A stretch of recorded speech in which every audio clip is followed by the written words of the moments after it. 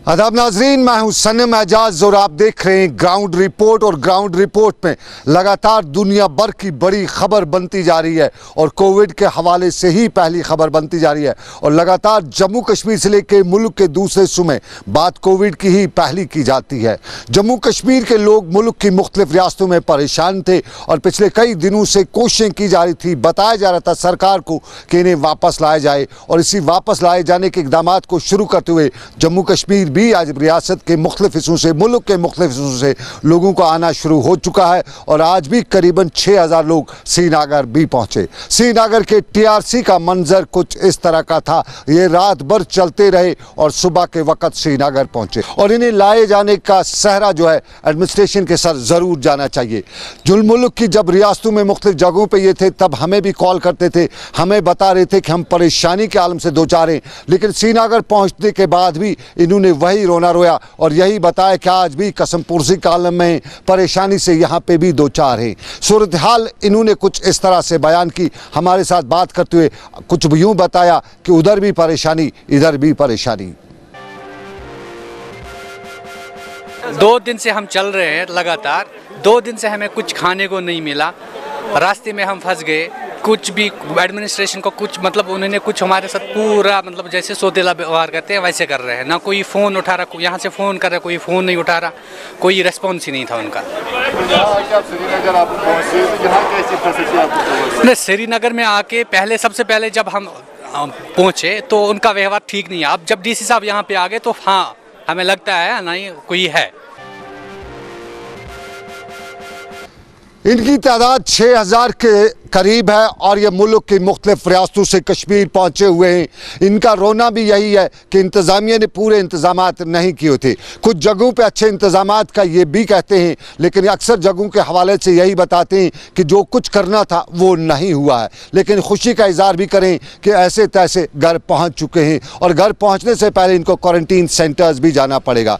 Quarantine centres के हवाले से हम लगातार अपडेट करते रहते हैं कि क्वारंटीन सेंटर्स में फ़िलहाल मुल्क के साथ साथ कश्मीर में भी सूरत हाल वही है जो नहीं होनी चाहिए थी। क्वारंटीन सेंटर्स के हवाले से लगातार खबरें यही आ रही हैं, वहाँ के लोग यही बता रहे हैं कि वहाँ पे वो नहीं हो रहा है जो होना चाहिए था, जो SOPs में दर्ज होता है। और SOPs के हवाले से कुछ लोग ये भी कहते हैं कि अगर वो पॉजिटिव ना भी हों लेकिन क्वारंटीन सेंटर्स में उन्हें हर वक्त यही ख़तरा रहता है, उनके सर पर नंगी तलवार यही लटकती रहती है कि कहीं ना कहीं वो इस क्वारंटीन सेंटर में पॉजिटिव हो ही जाएंगे, क्योंकि वहाँ पर ना ही फिजिकल डिस्टेंसिंग होती है ना सोशल डिस्टेंसिंग होती है। लेकिन यही मुद्दा हमने एडमिनिस्ट्रेशन के साथ भी उठाया और TRC में हमने ADC के साथ बात करते हुए पूछा कि आवाम क्या कहती है, लोग क्या कहते हैं, इंतजामात किस तरह से करने। जवाब हमने उनसे भी लिया। अभी तक सुबह रात के 12 बजे से अब तक 350-400 के आसपास लोग पहुंच गए। ये जम्मू से मुख्तलिफ स्टेटों से होके आए हैं। तो ये इनफैक्ट अभी कुपवारा और बांडीपुरा के भी कुछ लोग यहाँ आए हैं। तो अभी बेसिक स्क्रीनिंग करके हम इनको डिफरेंट होटल्स में रवाना कर देंगे।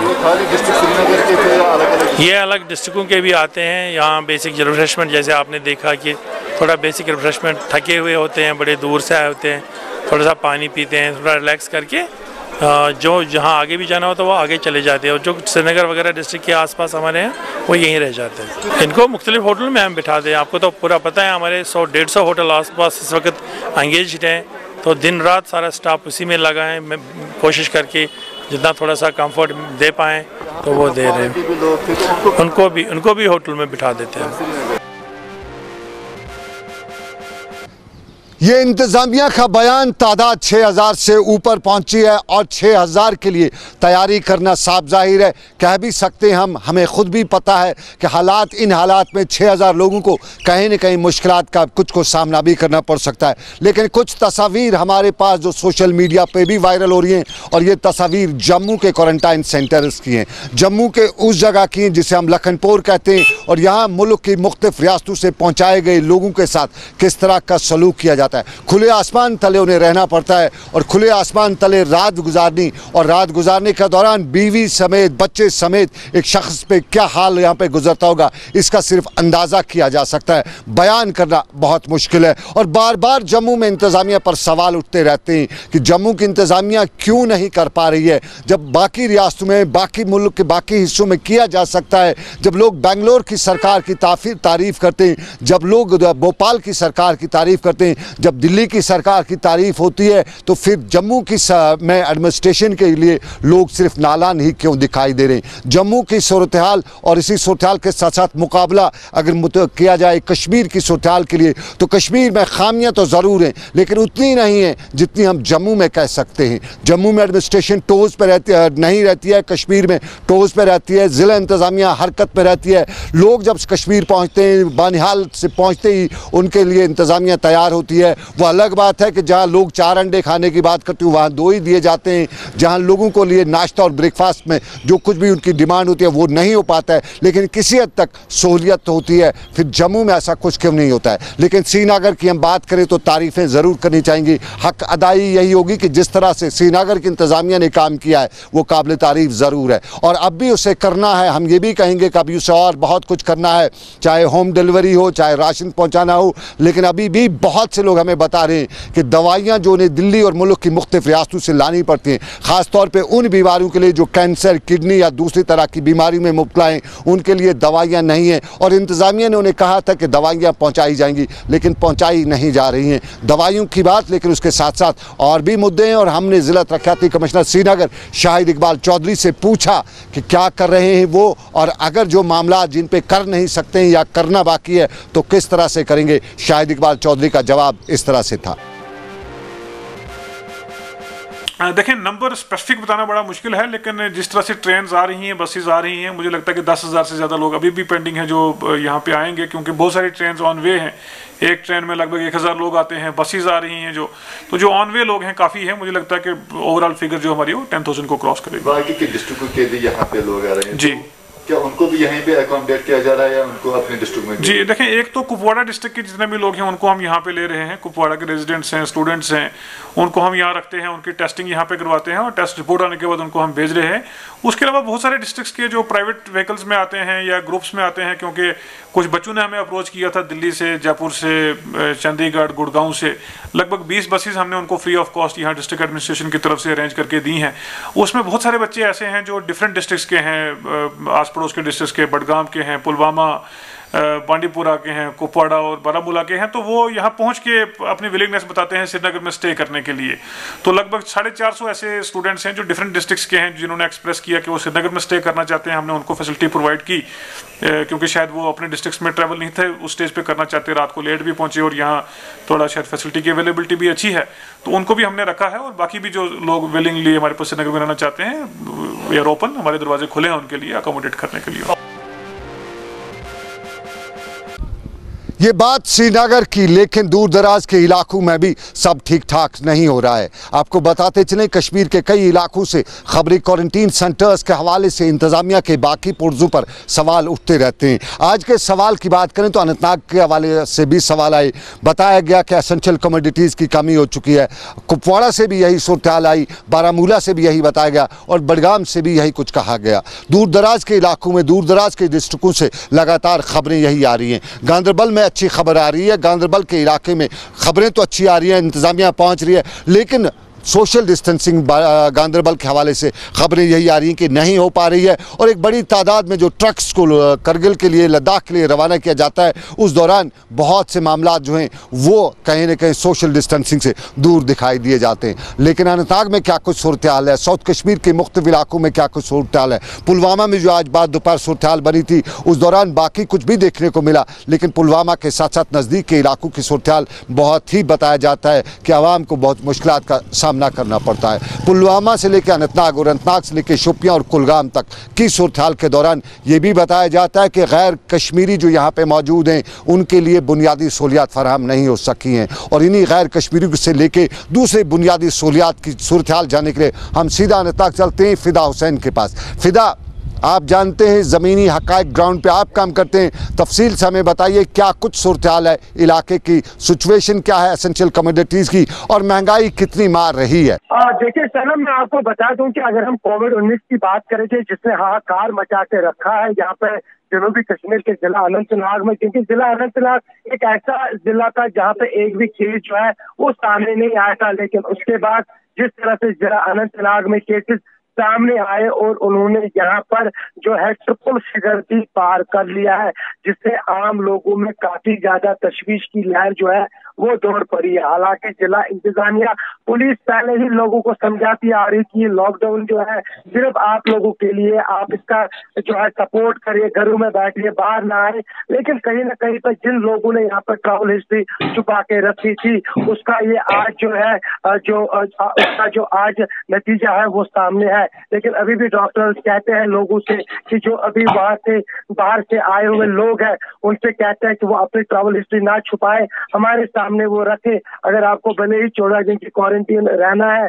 लेकिन उसके बाद भी आप अपनी ट्रैवल हिस्ट्री ना छुपाए, उसके बाद यहाँ पे बहुत ज्यादा नुकसान होता है। दूसरी जाने मैं बता दूं आपको सनम, यहाँ पे कि जिस तरह से ईद नजदीक आ रही है और यहाँ पे जिस तरह से जो यहाँ पे महंगाई है, महंगाई ने दूसरी जानिब यहाँ के लोगों को मार डाला है। पहले यहाँ पे लॉकडाउन की वजह से आम लोग काफी ज्यादा परेशान है, लेकिन दूसरी जानिब महंगाई ने मार डाला।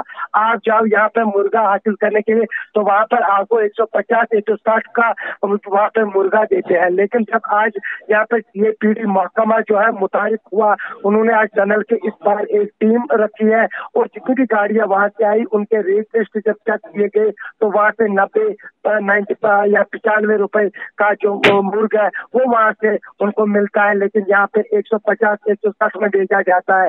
भाई अगर मीट की भी बात करें तो मीट भी जो है वो 600 रुपए यहाँ पे बिकता है, जिसकी वजह से आम लोगों को काफी ज्यादा परेशानियों का सामना करना पड़ता है। ये बताइए, एडमिनिस्ट्रेशन कोई काम नहीं कर रही है वहाँ पे? एडमिनिस्ट्रेशन इस चीजों पर रोकथाम के लिए क्या कर रही है? बिल्कुल, जब गुलिस्तान न्यूज ने ये मामला जिला इंतजामिया के साथ उठाया तो जिला इंतजामिया ने एक टीम बनाई। खुद भी जब हमने ये मामला डायरेक्टर CPD के साथ जब उठाया तो उन्होंने कहा कि जो उनकी एनफोर्समेंट टीम है वो कहाँ है, वो कहीं पे नजर नहीं आ रही है। तो उन्होंने यकीन दिलाया कि आप देख लीजिए कि 5 और 7 दिनों के अंदर अंदर यहाँ पर हम जितने भी गिरा फरोश है उनको बख्शा नहीं जाएगा, उनको यहाँ पे सजा दी जाएगी अगर किसी ने भी यहाँ पे मुनाफाखोरी की। तो उसी की कड़ी ये है कि आज यहाँ पे जिस तरह से लाइव जो बॉयलर्स है उनको आज यहाँ पे बरामद किया गया और लोगों में वो बांटा गया 110 रुपए के हिसाब से, और लोगों के अंदर काफी ज्यादा खुशी इस बात की दौड़ गई जब उनके इलाके में वहां पे खुद महकमा आया और उन्होंने खुद वहां पे उन मुर्गों को बेच डाला जो 150-160 रुपए में बेचा जाता था, वही 110 में बेचा गया। महंगाई मार रही है। बहुत शुक्रिया फिदा हुसैन, आपने जिस तरह बताया कि महंगाई है इलाके में और लोगों को काफ़ी परेशान होना पड़ रहा है, लेकिन परेशानी के कई मामलात भी हैं। चाडूरा के इलाके के हवाले से, क्वारंटीन सेंटर के हवाले से खबर आप तक पहुंची होगी और ये खबर आप जानते हैं कि वहाँ पे इल्ज़ाम यही है कि क्वारंटीन सेंटर के अंदर जो लोग बंद हैं उनकी पिटाई की गई, उनको मारा पीटा गया। और हमें कल पुलवामा के हवाले से खबर आई थी कि वहाँ भी क्वारंटीन सेंटर्स पर लोगों के साथ सख्त गलत सलूक किया गया। इल्ज़ाम उन पर यही लगाया कि उन्होंने मीडिया को अंदर की जानकारी दी थी, उस पर उनकी ये कहा गया इन हकाइक की या इन इल्ज़ामात की हमें तस्दीक नहीं हो सकी है, लेकिन मुकामी लोगों ने फ़ोन करके बताया कि उन्हें अताब का निशाना बनाया गया। क्वारंटीन सेंटर्स के हवाले से सवालात उठते रहते हैं और बहुत से लोग ये भी कहते हैं कि जानबूझकर क्वारंटीन सेंटर्स को कैद खानों से बुरा बनाया जा रहा है, कैद खानों से बदतर बनाया जा रहा है। और बहुत से क्वारंटीन सेंटर्स के हवाले से अक्सर लोगों का इल्ज़ाम यही है कि जो यहाँ नेगेटिव भी हो उसको पॉजिटिव किया जाता है, क्योंकि वहाँ किसी भी तरह का ख्याल नहीं रखा जाता है। और हम इन्हीं मुद्दों और मामलात पर बात करते रहते हैं, लेकिन आपको बताएं कि कश्मीर की ऑफिशियल लैंग्वेज जो है उर्दू है, कश्मीरी बोली जाती है, हिंदी भी बोली जाती है, अंग्रेज़ी भी बोली और समझी जाती है। लेकिन आपको अब हम ये वीडियो दिखा रहे हैं और इस वीडियो में आवाज़ को आप पहचान गए तो हम आपको जानें। ज़रा आप गौर से सुनिए वीडियो, आवाज़ समझिए, सुनिए और समझिए कौन सी लैंग्वेज है।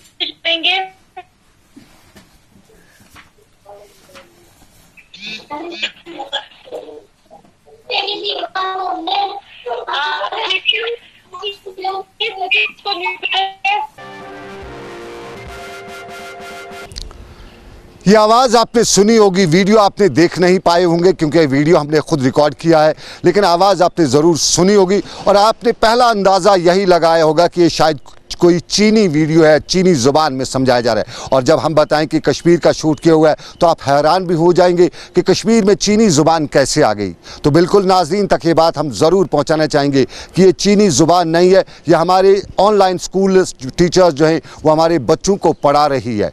और ये यहाँ पे आप ये भी आप कहें कि हमारे टीचर्स चीनी ज़ुबान में कब से पढ़ाने लगे, शायद आपको हैरत होगा, लेकिन ये हैरत का मुकाम इसलिए है कि ये चीनी ज़ुबान में नहीं पढ़ा रही है, बल्कि आपको इंटरनेट पे उर्दू, हिंदी, कश्मीरी और अंग्रेज़ी ज़ुबान में पढ़ा रही है। लेकिन 4G का मामला और 2G के मामले में हमारा जो मोबाइल अटका हुआ है उसमें ज़ुबान जो है वो बदल रही है, चीनी ज़ुबान नहीं है बल्कि ये कश्मीरी और उर्दू की ज़ुबान है। अब 4G और 2G ने इसको 4G चीनी ज़ुबान में बदल के रखा हुआ है और चीनी ज़ुबान में हमारे बच्चे क्या समझे होंगे, क्या समझते होंगे, ये आप खुद अंदाज़ा कर सकते हैं। हमारे बच्चों को तालीम दी जा रही है और ये तालीम इंटरनेट के ज़रिए दी जा रही है, लेकिन कैसी तालीम दी रही है, वो क्या समझ रहे होंगे, आप ज़रा अंदाज़ा कीजिए। ये वीडियो मैं उन लोगों के लिए प्ले कर रहा हूँ, अरबाब इक़दार के उन लोगों के लिए जो कश्मीर की सिचुएशन को बहाना बना के यहाँ 2G और 4G के मामले में रोड़े अटका रहे हैं। तो ये वीडियो एक बार फिर प्ले करते हुए हम अरबाब इक़दार तक ये बात पहुँचाना चाहते हैं कि अगर इस उस्ताद ने जो कुछ भी पढ़ाया है या पढ़ा रही है, अगर आपको समझ आ रहा है तो आप 4G के आप टोटल इंटरनेट को बंद कर दीजिए, कश्मीरी गुजारा कर लेंगे। लेकिन कश्मीरियों को इस 2G और 4G के बीच में फंसा के जहनी तौर पर अजाब से दो चार मत कीजिएगा।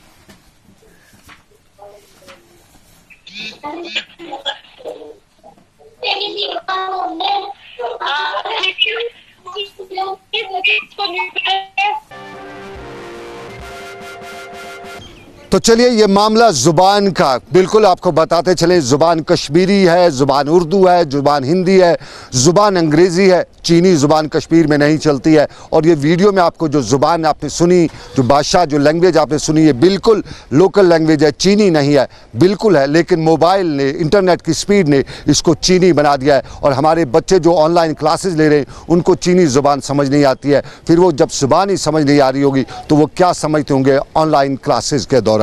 ये एक पहलू जिस पर गौर करने की ज़रूरत है, लेकिन हम दूसरे पहलू पर भी चलेंगे। और दूसरे पहलू में जहाँ कश्मीरी मुल्क की मुख्तलिफ रियासतों में परेशान हो रहे हैं, वहाँ मुल्क की मुख्तलिफ रियासतों से आए कश्मीर लोग जो हैं वो कश्मीर में भी बंद हैं, जम्मू में भी बंद हैं, वो भी वापस जाना चाहते हैं। और पुंछ हवेली में आज इसी मुद्दे को लेकर, आज सुरनकोट में, माफ़ कीजिएगा, गैर कश्मीरी, गैर JNK रेजिडेंट्स ने एक मुजाहरा करने की कोशिश भी की और बताया कि वहाँ उन्हें बुनियादी सहूलियात फराहम नहीं हो रही है, उन्हें वापस निकालने की उन्हें गुजारिश की। और ये मुजाहरा पुंछ, जम्मू के सुरनकोट के इलाके, राजौरी के सुरनकोट के इलाके में उन गैर कश्मीरी मजदूरों ने किया जो मजबूरी के आलम में फंसे हुए हैं।